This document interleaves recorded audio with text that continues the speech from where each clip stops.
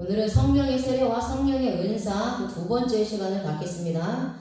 지난 시간에 이제 성령의 세례와 성령의 은사에 대한 오해에 대해서 함께 나누면서요. 우리가 성령의 세례를 은사로 보는 경우, 또 방언을 성령 세례의 표로 보는 경우, 또 성령의 세례를 성화로 보는 경우가 있다라고 말씀을 드렸습니다. 자, 이번 시간에는 그렇다면 성령의 세례는 무엇이며 성령 세례는 언제 어떻게 받을 수 있느냐에 대해서 이제 원문 성경을 통해서 함께 알아보는 시간을 갖겠습니다. 성령의 세례는 유대인이나 헬라인이나 종이나 자유자나 모두 받습니다. 고린도전서 12장 13절. 우리가 유대인이나 헬라인이나 종이나 자유인이나 다 한 성령으로 세례를 받아 한 몸이 되었고 또 다 한 성령을 마시게 하셨느니라. 아멘. 자, 성령의 세례는 이방인들도 받을 수가 있습니다. 창세전에 선택받은 자들은 성령의 세례를 받게 되는 것인데요. 유대인이나 헬라인이나 종이나 자유자나 지위 고하를 막론하고 한 성령 안에서 세례를 받는 것입니다. 자, 여기서 세례를 받아라는 단어가 세례를 받아라는 단어가 밥티조입니다.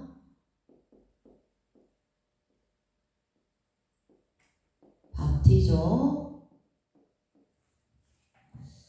자, 세례를 베풀다라는 뜻인데요. 자, 이 단어의 문법을 좀 먼저 보겠습니다.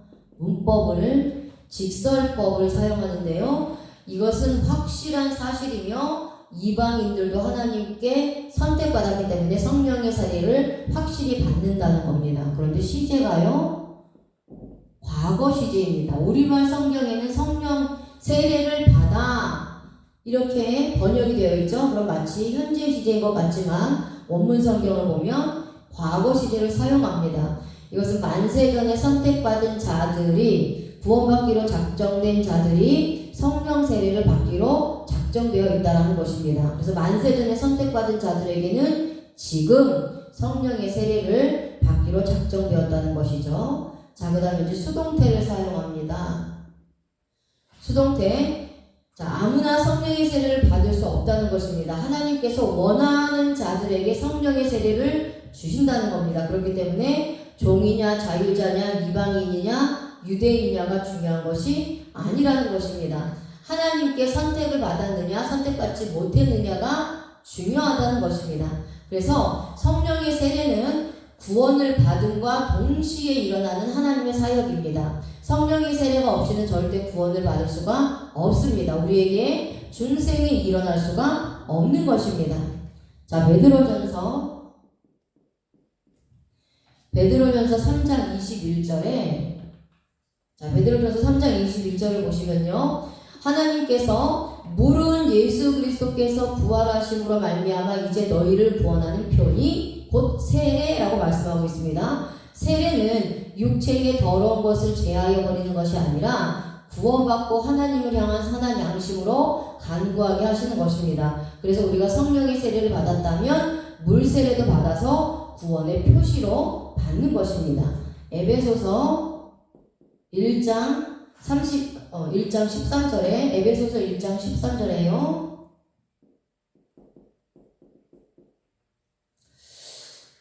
그 안에서 너희도 진리의 말씀 곧 너희의 구원의 복음을 듣고 그 안에서 또한 믿어 약속의 성령으로 인치심을 받았으니 라고 말씀합니다. 성령의 세례는 진리의 말씀 곧 구원의 복음의 말씀을 듣고 그 안에서 믿어 약속의 성령으로 인치심을 받은 것입니다. 자, 여기서 인치심을 자, 에베소서 1장 13절 에베소서 1장 13절에요. 인치심을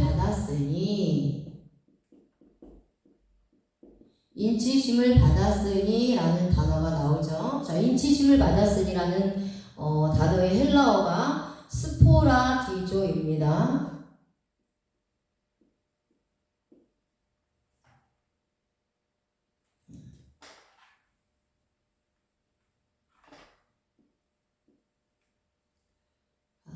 기조입니다.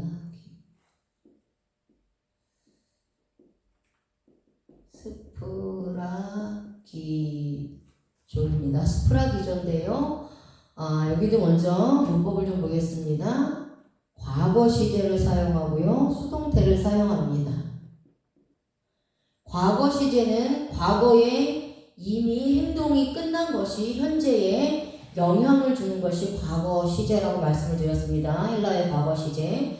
그러니까 이 과거 시제는 하나님께서 창세전에 만세전에 그 성령의 인치심을 주시기로 작정하셨는데 그것이 현재 우리가 성령의 인치심을 받는 것을 말씀하고 있어요. 그래서 선택받은 자들은 창세전에 이미 성령의 인치심을 받기로 작정되었고 그렇게 성령의 인치심을 받기로 작정된 자들이 현재 예수 그리스도를 믿는 순간 성령의 인치심을 받는 것을 말씀하고 있어요. 자, 이제 수동태를 사용합니다. 수동태는 성령의 세례를 받은 자들은 하나님께서 자신의 자녀로 인을 쳐서 봉인한 것입니다. 그러니까 사탄이 절대 건드리지 못하도록 표시를 한 것입니다. 그런데 이런 자들은 만세전에 하나님께서 선택하신 자들이라는 것이에요. 그러니까 성령으로 인치심을 받는 것은 내가 원해서 성령으로 인치심을 받는 것이 아니라 하나님께서 이미 창세전에 만세전에 성령의 인치심을 받도록 작정해 놓으셨기 때문에 하나님의 절대적인 주권이라는 거예요.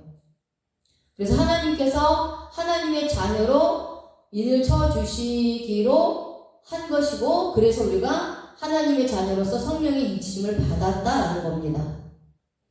이런 자들은 예수님을 입으로 시인하여 구원을 받고 성령님의 인침을 받은 것입니다.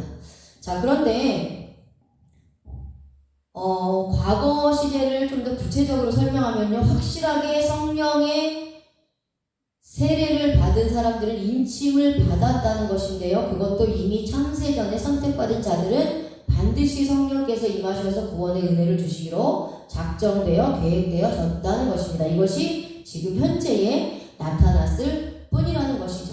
그래서 우리들도 창세전에 하나님이 선택하셨기 때문에 성령의 세례를 받은 것입니다. 만약에 내가 선택되지 않았다면 성령의 세례는 받을 수가 없습니다. 성령의 세례를 받지 않은 자들은 예수 그리스도를 주로 믿고 고백할 수가 없습니다. 복음의 말씀을 들어도 믿지 않는다는 겁니다. 그래서 수동태는 하나님께 감사해야 할 것은 아무에게나 싸구려처럼 성령이 인을 치시지 않는다는 것입니다. 아무에게나 도장을 찍어주지 않습니다. 하나님이 원하시는 자들에게 도장을 찍어주십니다. 그리고 이 도장은 절대 지워지지 않습니다. 그래서 이 성령의 세례는 너무나 값비싼 것이며 아무나 받을 수 없는 성령의 인인 것입니다. 그리고 한 번 성령으로 인침받은 것은 절대로 지워지지 않습니다. 한 번 구원받은 것은 취소되지 않는 것입니다. 내가 이렇게 성령의 세례를 받아 인침을 받았다면 하나님께 감사해야 합니다. 내가 받은 구원의 인침은 값으로 매길 수도 없는 엄청난 하나님의 은혜이기 때문입니다. 자, 그렇다면 우리가 언제 성령 세례를 받을 수 있을까요? 언제?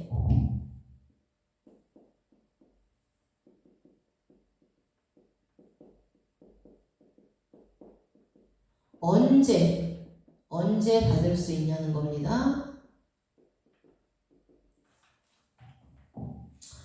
자, 먼저 복음의 말씀을 믿을 때,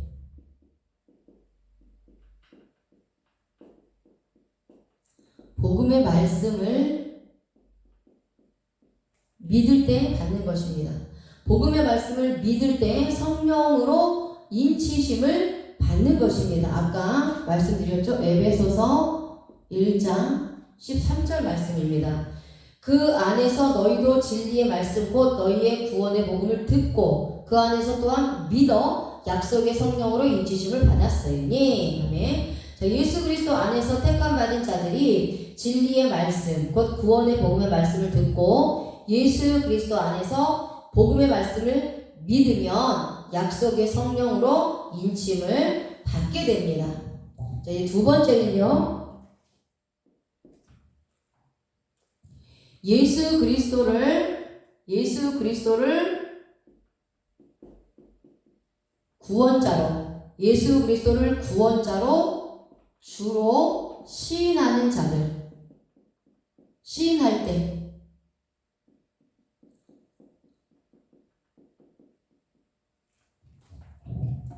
예수 그리스도를 주로 시인하는 자들을 시인할 때에 성령이 임하는 것입니다. 하나님께서 구원받은 자들에게는 성령의 세례를 주시는 겁니다. 자, 고린도전서 12장 3절입니다. 그러므로 내가 너희에게 알리노니 하나님의 영으로 말하는 자는 누구든지 예수를 저주할 자라 하지 아니하고 또 성령으로 아니하고는 누구든지 예수를 주시라 할 수 없느니라. 아멘. 예수님께서는 성령으로 말미암지 않고는 누구든지 그리스도를 주라 말할 수 없다고 말씀하셨습니다.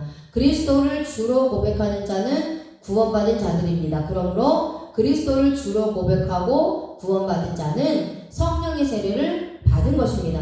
성령의 세례를 받지 못한 자는 그리스도를 주로 시인할 수 없습니다. 교회를 다니지만 어떤 사람은 물 세례를 받았는데 아직도 성령 세례를 받지 못한 자들도 있고 성령 세례를 받았는데 물 세례를 받지 못한 자들도 있습니다.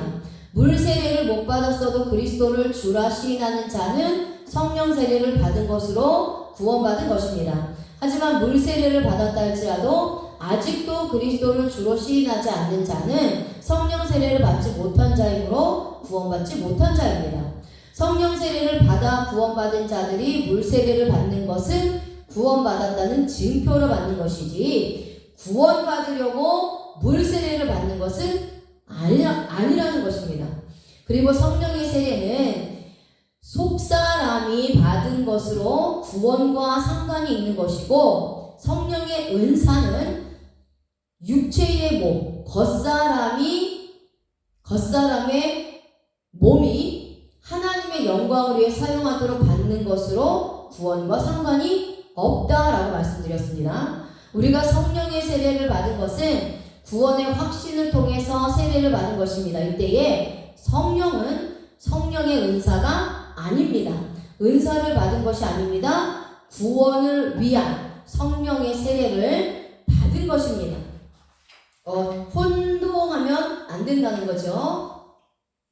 성령의 세례는 구원받는 순간 받는 것이고 성령의 은사는 구원받은 자들이 하나님의 영광을 위해 사용하도록 하나님으로부터 받은 것입니다. 성령의 세례는 속사람의 몸이 받은 것이기 때문에 예수님을 주로 믿고 시인하는 자는 모두 받지만 성령의 은사는 육신의 몸, 겉사람이 받은 것으로 예수님을 주로 믿고 시인하는 자들이라도 받지 않을 수 있습니다. 또한 예수님을 주로 믿지 않고 시인하지 않는 자들도 예수님을 주로 믿지 않고 예수님을 주로 시인하지 않는 자들, 영혼이 구원받지 못한 자들도 성령의 은사는 받을 수 있는 것입니다.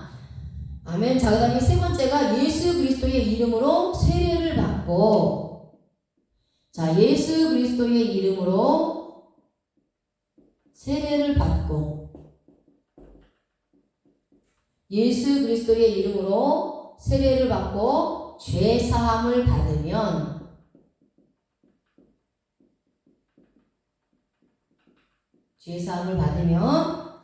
성령의 선물을 받습니다. 성령의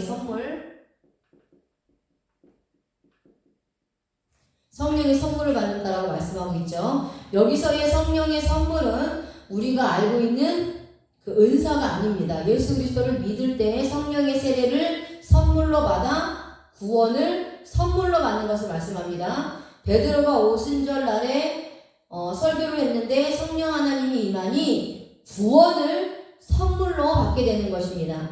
성령의 세례는 속사람이 받은 것으로 구원받아 새롭게 태어나는 것입니다. 하늘로부터 거듭나는 것이에요. 성령의 선물은 구원과 동시에 받은 것으로 단회적이고 일시적으로 일어나는 것입니다. 그러니까 일생에 단 한 번 반드시 받습니다. 그리고 이렇게 받은 성령 하나님은 내 안에 계속해서 존재하고 내주하고 계신다는 겁니다. 성령 하나님이 들어왔다 나왔다 들어왔다 나왔다 하는 게 아니에요. 귀신이 들어왔다 나왔다 들어왔다 나왔다 하는 게 아닙니다. 한 번 성령 세례, 예수 그리스도로 세례를 받고 죄사함 받아 성령의 선물을 받은 자들, 구원받은 자들은요 취소되지 않는다는 거예요. 내 안에 계속해서 존재하고 내주하고 계신다는 겁니다. 그래서 예수 그리스도를 믿는 자는 내 안에 성령 하나님이 거하시는 거예요. 그래서 내 마음이 뭐다? 하나님이 거하시는 전이 되는 겁니다. 그래서 하나님이 계시기 때문에 귀신이 들어왔다 나왔다 할 수 없어요. 사단이 미혹하고 유혹할 수는 있지만 예수 그리스도를 믿어서 성령 하나님이 완전히 정착하여 그 심령에 존재하고 내주하고 계시는 자는 귀신이 들어왔다 나왔다 할 수 없다는 거예요. 구원이 취소될 수 없듯이 성령 하나님은 절대로 나를 떠나지 않습니다. 성령 세례를 속사람이 받으면 성령 하나님이 나와 함께 하시는 거예요. 성령 세례를 통해서 내 안에 한 번 내주하신 성령 하나님은 들어갔다 나왔다 하지 않습니다. 내 안에 항상 임재하고 계시다는 거예요. 천국 갈 때까지 나를 떠나지 않습니다. 나를 계속해서 끝까지 이끌어 가시는 겁니다. 이것이 견인이죠. 자, 성령의 세례를 받은 후에 신앙이 성장됩니다. 신앙이 자라나는 거예요. 믿음이 자라나는 겁니다. 인격이 성숙되어지고 변화되는 거예요. 믿음이 장성한 분량에 이르는 겁니다. 계속적이고 점진적으로 성화가 이루어지는 겁니다. 성령의 세례는 단회적인 사건, 성화는 계속적이고 점진적으로 이루어지는 사건이라는 거예요. 자, 그럼 우리가 성령의 세례를 어떻게,